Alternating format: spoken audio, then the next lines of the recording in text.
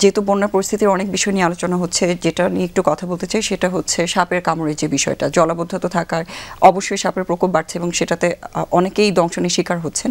Primary কেয়ারটা কিভাবে নেওয়া যায় বা একটা মানুষ কিভাবে এই পরিস্থিতিটাকে সামাল দিতে পারেন সেই বিষয়টা নিয়ে দর্শকবৃন্দ, আসলে সাপের কামড়ে যে সব সাপই যে বিষধর তা না, কিন্তু আমাদের মাঝে ফোবিয়া, ভয় ভীতিটা কাজ করে বেশি।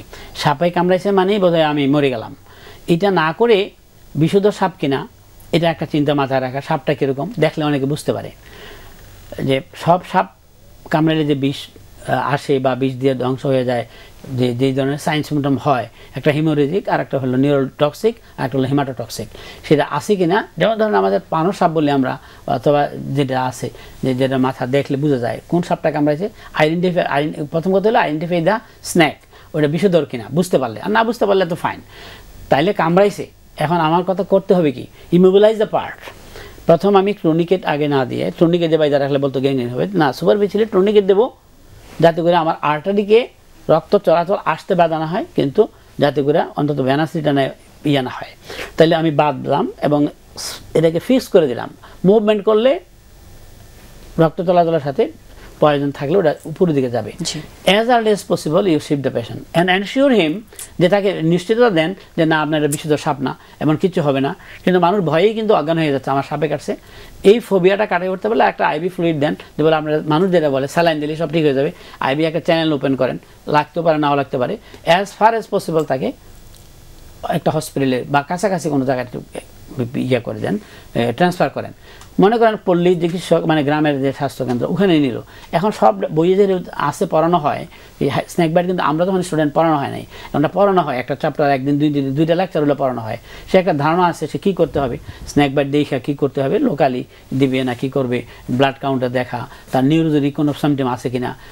ওই মুহূর্তে তো হবে না, এটা সময় লাগবে। তাহলে ওই অ্যাসেসগুলো করবে, করে যদি দেখা যায় সাইন সিমটম আসছে, তাহলে দেন সেটা আসিয়ে হসপিটাল তাকে পাঠাইতে হবে, আদারওয়াইজ সে ওখানে ম্যানেজ করতে পারবে না। ডিসফেজিয়া শুরু হয়ে গেলে অথবা ড্রপিং অফ দ্য শুরু হয়ে গেলে তাহলে নিউরোটক্সিকের সাইন।